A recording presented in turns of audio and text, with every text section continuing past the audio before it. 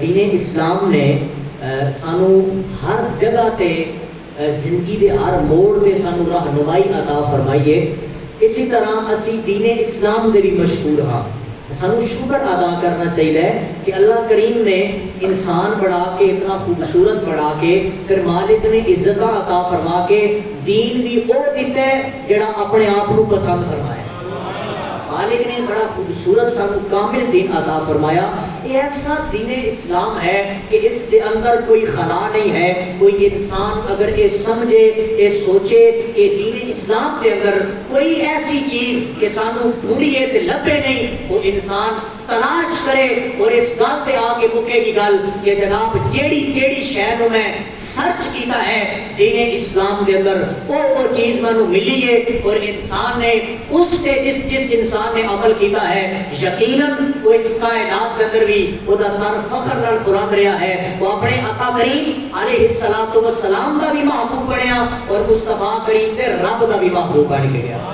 اور اس گل کو یاد رکھنا, اور میں موضوع بالکل سٹارٹ کرنا چاہنا, ہر بندہ توجہ میرا فرمائے. انتہائی اہمیت کا حامل موضوع ہے. میں معاشرتی کچھ چیزاں تھوڑے سامنے رکھنا چاہنا, میری محنت کو رائے گاہ نہیں کرنا, ہر بندہ توجہ میرا رکھے. برادران اسلام, پہلی بات یہ ہے کہ ایک نوعیت ایسی ہوتی ہے شخصی نوعیت کہ دین اسلام نے ہر ایک بندے دے, حتیٰ کہ دین اسلام نے جانوراں دے حقوق بھی سانو بیان کیتے ہیں, سانو دسے ہے کہ جانوراں نال کس طرح سلوک کرنا ہے. اور آج اگر میں ایسی بات کراں تے کسے تے دھوکی چوکی نہیں کہ اسی لوگ مسلماناں کئی ایسے نال اسی ایسا سلوک کر رہے ہیں جڑا جانوراں کو بھی بدتر ہے. حالانکہ ایسا کرنا نہیں چاہیے. انسان کو اللہ نے انسان بنایا ہے, وہ ساڈے ورگا مسلمان ہے. پھر مسلمان ہو کے ایک دوسرے دیا جڑاں وڈی جا رہے ہیں, ایک دوسرے نو نیواں وکھان دی کوشش کر رہے ہیں. برادران اسلام, پہلی نوعیت اللہ کریم نے فرمایا شخصی نوعیت. شخصی نوعیت کیا ہے؟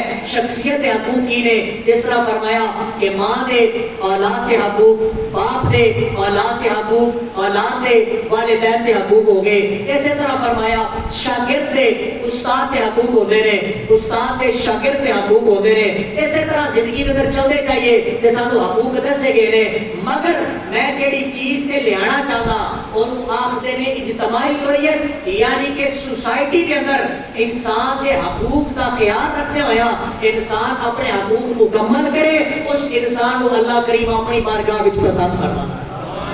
سماجی خدمت اور اسلامی فلسفہ, میں بالکل ہی شارٹ کی ڈیفینیشن کرنا چاہتا. سماجی خدمت کہتے کہ انہوں نے معاشرہ انسان کو جس حالت وقت کے اندر اور جس وقت چاہے جیڑی چیز کا تقاضا کرے اس چیز کو سماجی خدمت کہتے ہیں.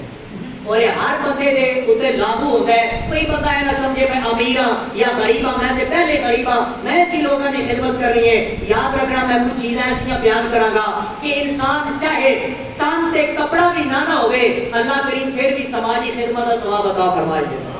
یہ چیزاں توجہ کرنا. مصطفیٰ کریم علیہ الصلوۃ والسلام کے غلاموں, سب کو پہلے قرآن پاک کا سہارا. اللہ کریم نے فرمایا انما المؤمنون اخوۃ, فرمایا مسلمان بھائی بھائی ہیں, ایک مسلمان دوسرے مسلمان کا بھائی ہے.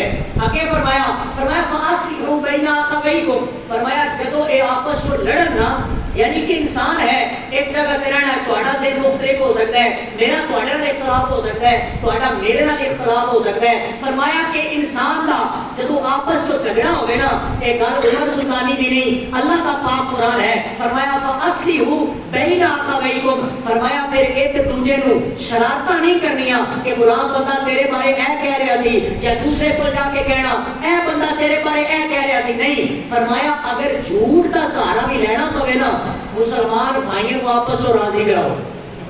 گاٹے سبحان اللہ. یہ چیزاں بھی سبحان اللہ کرنا ضروری نہیں. میاں صاحب کا شعر پڑھنا تو بھی سبحان اللہ, بابا جبران سبحان اللہ.